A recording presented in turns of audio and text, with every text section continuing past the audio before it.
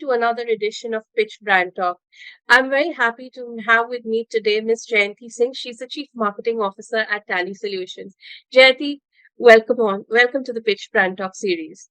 Thank you. Thank you, Simran. Pleasure being here.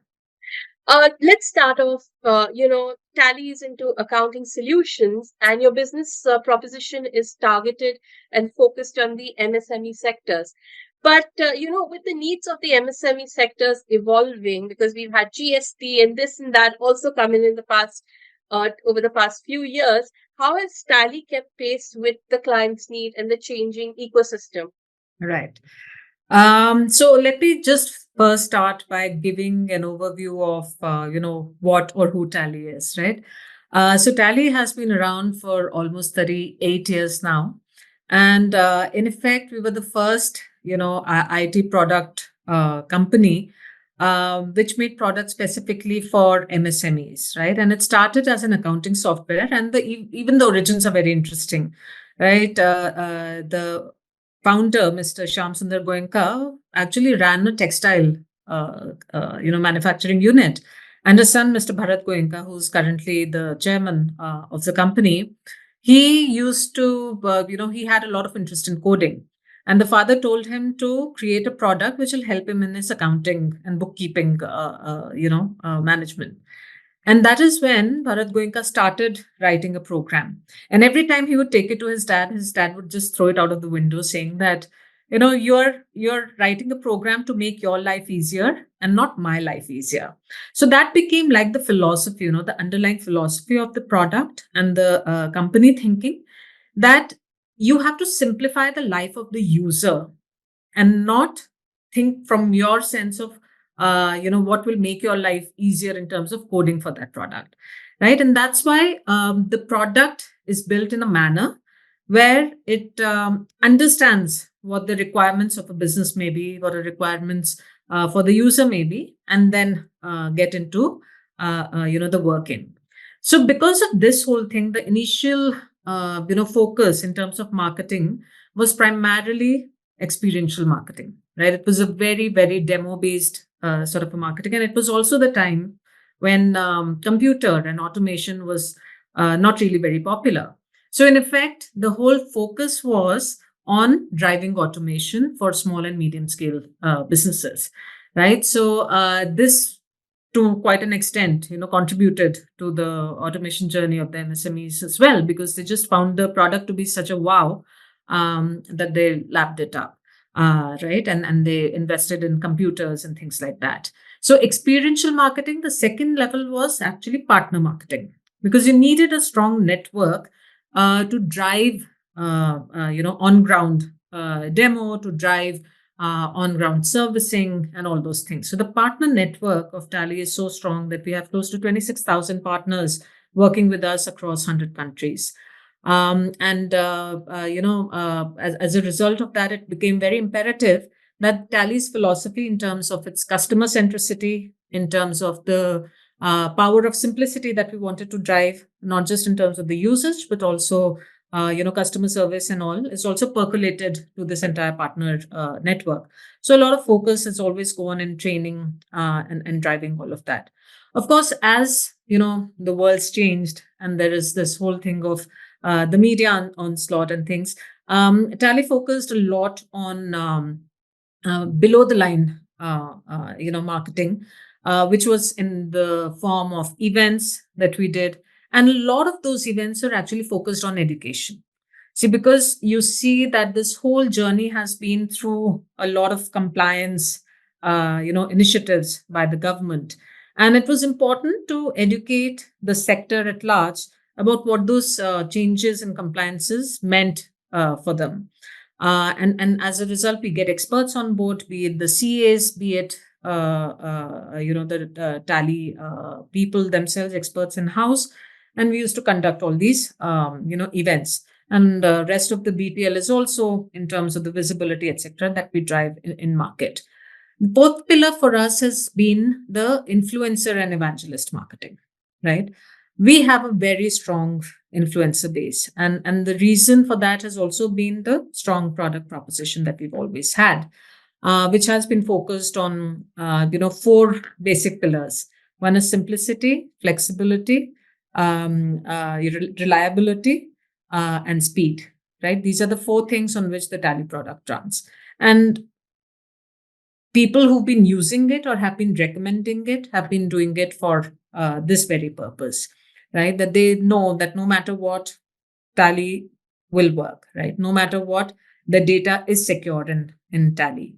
So these are the things that have over a period of time, and our engagement with bodies like ICAI, our engagement with various associations, be it the trade associations, national associations, has been fairly strong, right? So we've been focusing on that element, and that's how we are where we are at this point in time. I was going to ask you, what's the key differentiator for Tally when compared to its competition? You've mentioned your four pillars, right? Yeah. Which was speed, Yes. I'm sorry, Speed, speed, reliability, ease, simplicity, and reliability, and lastly, flexibility. flexibility. So, this is okay. This is one of your differentiators. But if you were to go out to the market, what would you believe? What do you believe is the key differentiator from the other players in the market? Yeah. So, there's one thing that Mr. Goenka talks of pretty much in all his talks, right? And it is that it's a winner take all segment, right? Here, the whole point is that till the time you have a product that's strong and you have a foundation so strong, you can continue leading, but there Hmm. can be a lot of players who can come and catch on. So at all times you have to ensure that you are the best in what you provide, and that's one of the reasons why our philosophy has been best to market rather than first to market. There have Okay. been instances, and even in GST time, I remember, while I was not in the company at that point in time, but I've heard it from everybody, that we finally released our product. I think July, it was probably the implementation sometime in June, whereas there were other players who had already launched something earlier. But what happened was, and I've heard it from friends who are into business or whatever, that Tally solution turned out to be the most reliable one, right? Because it was also a bit of a cusp. So I think this very philosophy that we want to be the best rather than the first is very inherent, and there are various schools of thoughts, right? Some people will always say that you have to be first to market, speed is important, but the thing has always been that if the experience that you give to the customer is so good that they will not want to leave you, that is what will drive your strength within the ecosystem. So that is something that we definitely stand for. The second thing which a lot of people don't know about Tally is the fact that the so while we are a product company, we have Tally, the product, which is Tally Prime now, and it has seen a lot of releases in its 38 years. And for us, the brand has been the product, and the product has been the brand. But if you look at Tally, Tally also has Tally Education Private Limited, right? That arm of Tally is actually about, it did start as educating or doing learning around, Tally the product, but it has diversified into the overall domain learning. So anything to do with compliance, anything to do with finance, finance for small businesses, medium businesses, all those things are happening. We have online courses and stuff like that. And what it's helping in doing is it's enabling skilling, right? So when you're having skilled workforce and you have a product that works wonderfully, there's a lot of employment that gets generated too, right? So this is the I think the third element that makes us different, that it's at the overall ecosystem level that we try and operate as well, right? And in terms of when you say the differentiator, of course, there's a list of features which everybody will claim that we also have, we also Hmm. claim. I think the difference is always in the opinion, in Okay. the experience, right? And that experience is where I've talked about the whole speed, simplicity, reliability, and flexibility. So just to give you a simple example, whenever you're typing a date in Hmm. any form or anything, you're always given DD, MM, YY, Yeah, right? yeah. Or MM, DD, YY, depending on Right. which country. In Tally, you can actually put the date in any format. You can put 3rd May, you can put May 3rd, you can put, 3, 5, whatever. It will just accept it because it's so intuitive. It's a codeless product, right? So it follows the language of its own.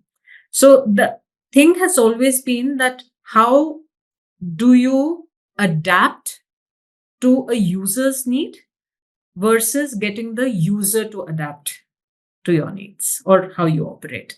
So that I think is at the core of what we feel and what we believe in. So, if I may to put it correct, it's the experience, it's the elevated experience that differentiates Yes, absolutely. Tally from the other players, Yeah.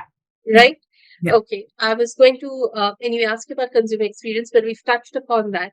Now, can you also take us about take us through, the customer acquisition journey? How does that happen? Yeah. So if you look at the current scenario, right, the three things that we primarily Hmm. focus on, one is the whole discovery period. Second is, of course, the acquisition. And third is at the retention level, right? Now, we all know that the customer journey across various product categories has really become more like a, how should I put it? It's a labyrinth, right? It's a maze Hmm. that a customer can enter into your scheme of things at any point. It could Correct. be so it's not a very linear kind of a thing which used to happen Hmm. 20 years ago, that you create that awareness through ATL BTL marketing, and then you launch the product, and then you sell it, etc. So now it's very important for us to be present at all the places where the customers are potentially looking for us, right? And like we said, it's across. There are lots of touch points. So digital, ensuring that everything is optimized to the level, because it's also a B2B. So the decision making cycle is longer, let's say, in a B2C, right? So you have to be present in where people may look for reviews for. You have to be present, basis all the functionalities that a new business may be looking for. The second is that all the relevant events on ground, where all are you present? Which industry forums are you present on? Yeah. So these things are all something that we focus on. The second thing which I also mentioned was that since we focus a lot on experience and demos, and this is something we learned also during the pandemic, that because you can't give physical demos, right? How do you give the best possible experience online? And to make that happen, what we worked on were online demos, right? Because the product is very deep. There's so many functionalities and everything. We picked up like the top functionalities, created self discovery demos for that, and those are available on our website. So we focus a lot on the functionality discovery level digitally as well as below the line. In terms of acquisition, again, it's something that any novel standard company would do, but we rely heavily on our partner network. Like I mentioned, that we've got more than 3,000 certified partners who work very very closely with us, and they have their own ways of reaching out to the customers, because there are specific, let's say, sectors that they may have their expertise in, right? So they focus on those. They have their own. So the way we work with our partners is to enable them and their teams in understanding and having the product certification, of partnering with them when it comes to communication. We've also invested a lot in getting our partners to digitally transform during the whole pandemic period. So that is like our, the main chunk when it comes to acquisition. However, when we look at international markets, the digital marketing and the digital acquisition plays a very, very important role, right? So those are the routes that we are currently targeting. And like, in most B2B, the retention part becomes very important, because while our product is a lifelong product, our certain services are provided to customers on a subscription basis. So Okay. there's a yearly renewal that they need to kind of do, right? So we have to always keep in touch with our customers. And as a result of that, our customer management practices and the program that we undertake are fairly strong. So both at the partner level, we try, and because our base is also very huge, right? We have 2.5 million licensed businesses. And then to maintain a contact with them over a period of time, directly through us, through emailers and events, etc., that we do, and also at the partner level. So these are the three main things that we focus on as far as the customer acquisition and retention is concerned. 2.5 million business licensees. But I just want to know what's the adoption been, particularly from tier 2 and tier 3 towns. And, if you can give me an idea, how's the split between, say, your metro and tier 1 vis-a-vis, say, your tier 2, tier 3? Yeah. Because digitization has now penetrated throughout Yes, to the and it's lowest very level. fascinating, Simran, because over the last few years, if I see our Hmm. customer base, it actually is around 45% metros and tier one cities, and 55 is tier two, tier Correct. three cities. Right, so you see more adoption because also from an MSME population, they're concentrated, Hmm. in the tier two cities as well, because a lot of businesses are booming and growing, and the entrepreneurial things have started in a big way in these cities. So that's a split that we are looking at, and it's very, very heartening. So obviously, we are focusing more at a district level, penetration and driving up programs at the district level as well. So that primarily has been a joint thing that sales and marketing in our teams have been working on. That you need to ensure that our presence, our partner network, everything is available and present even in those areas. Let's now come to your marketing. You've mentioned one is experiential marketing is critical, and the second, which you mentioned, is keeping in touch with with your customers. So that's basically content marketing. Yeah. So if you could give me some examples, or how important, or how do you leverage these two pieces to maintain, like you said, the customer experience, etc. Yeah. So how do you go about it, Right. basically? Right. So, we know content marketing is the way to go, and content is king. Uh, and and primarily when you look at both at the influencer level as well as at the customer level, even partners, I would include them also in the thing. It's very important to keep them involved and engaged with, not just what's new or what's there in your product, but really at the industry level, at the product level, it becomes very important to talk about relevant things, right? So one thing after I came in, we also observed was that let's say, take for instance social media marketing, right? A lot of our focus initially was purely on the product. It was purely around, okay, this is a functionality, that is a functionality. And ultimately, we realized that, look, we're in the software product industry, but it doesn't have to be very serious at all times, right? It doesn't have to be boring or serious. There's a lot of engaging things that we can create for our customers, right? So even when we now do a product launch, a product launch is not just about features and benefits. Our product launch is actually all, ingrained in the use cases that we depict through, let's say, a life of a business person, Okay, and the using team. Tally. Correct, using Tally, right? So that has been a very interesting, transition and transformation that we're making. That the engagement has to be subtle. It doesn't have to be in your face all the time. The second bucket is also that, yeah, there will need to be some level of seriousness, because from a domain standpoint, it is about technology, it is about compliance, right? And both these things do need some expert, opinion and matter. And that's the reason why we write all our content internally, right? Because Okay. Yes, we write, our teams write, all the content that we put on the articles, blogs, etc. From a content marketing standpoint, which I'm talking primarily of the long form content, right? Because we understand that it's very, how should I say, it's a deep subject matter, right? And it takes time for people to kind of come up to that level to be able to write too much.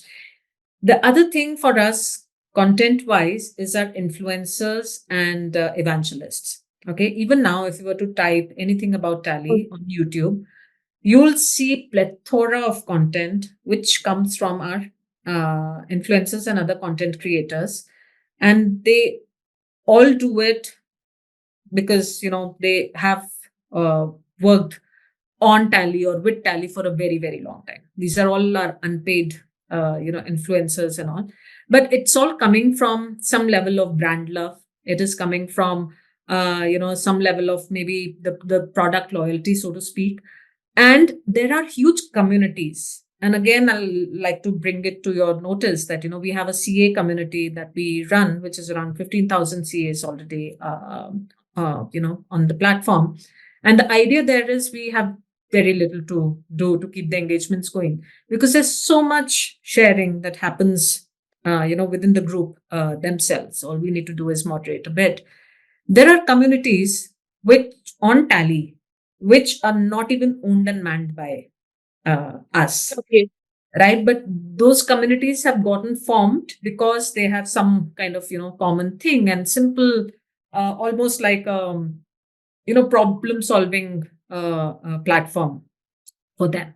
So these are the things that have been sort of in works a lot from a content standpoint.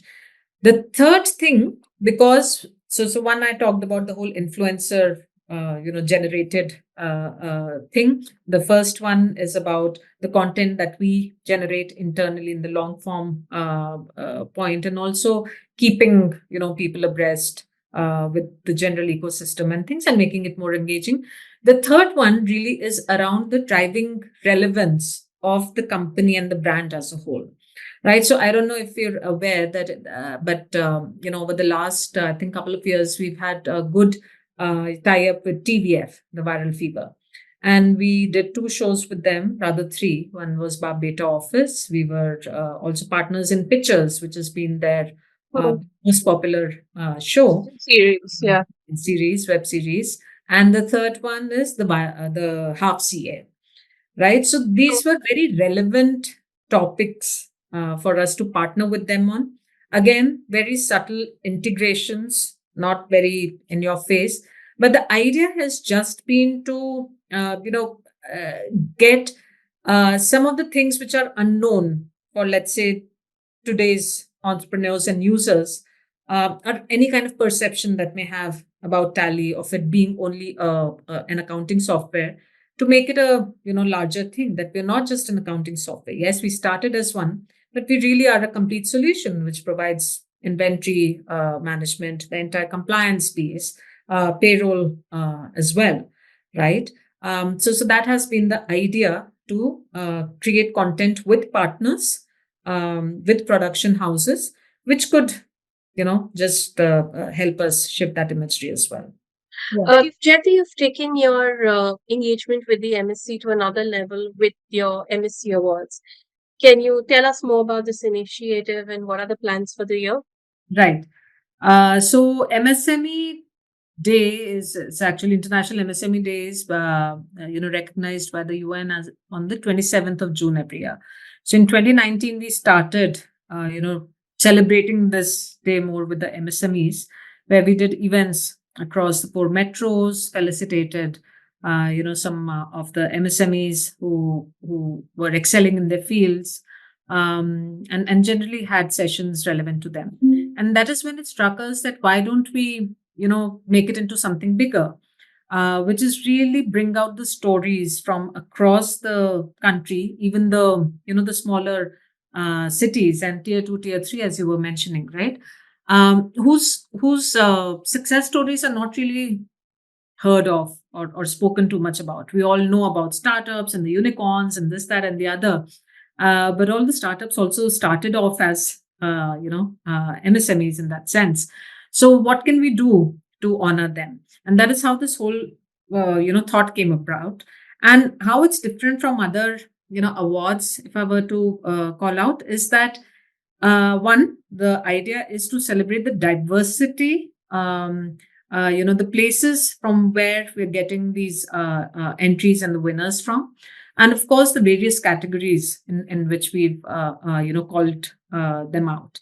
Now there are basically five categories that talking about. We're talking about veterans. So a lot of times what happens is that the older businesses which started but they're still going strong, we tend to forget about them in today's buzz and jazz and everything. So the idea was to call those out.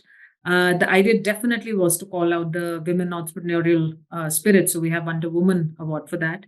Because we started it at a time when we were also getting into this whole pandemic thing. The social cause had become a very, very important thing.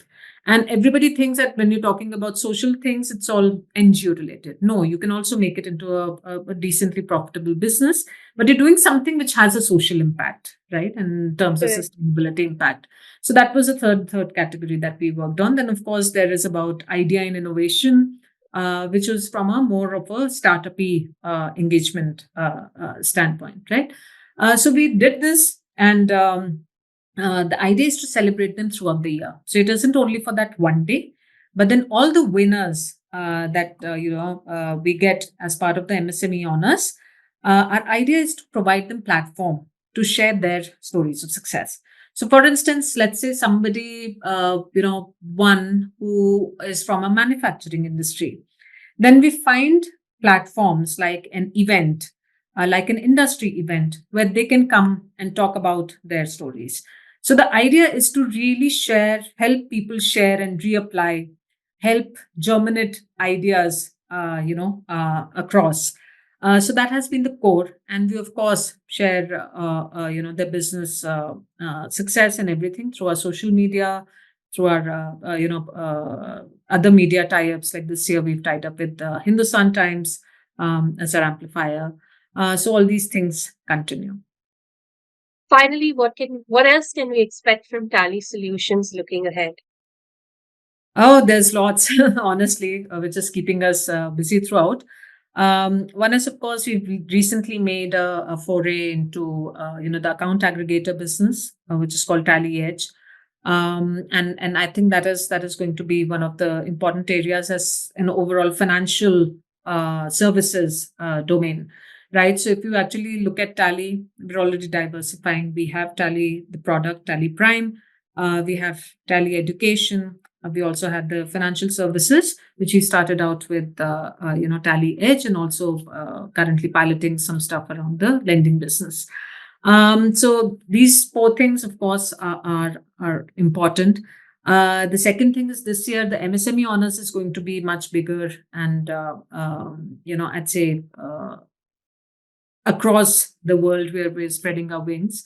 So this year, even in Kingdom of Saudi Arabia, we're launching. Nepal, we launched last year. Nairobi, we've been doing it for the last 2 years. Indonesia and Bangladesh, of course, they become our remain our important thing. And in Dubai, it anyway has taken a scale which is well recognized in the market there as well. So this year, yeah, we're expecting a huge number of entries. The first year we had roughly about 800 entries. The second year we had about 2,000. Third year we had 5,000. So we're growing exponentially. So I'm hoping that this year, fingers crossed, it'll grow exponentially this year as well. From a product pipeline standpoint, I think the focus on getting our focus on simplicity. And this year with GST simplification, in the past releases, we worked very hard to get an experience around the whole reporting system to make it so strong that the customers should not need anything at all, right? They can create the dashboard, they can get a view about how their business is doing and take their calls around that. So there are a lot of things. The pipeline looks extremely strong. We have close to 2 releases every year, which have again, touch wood, have been getting tremendous adoption, from the customers.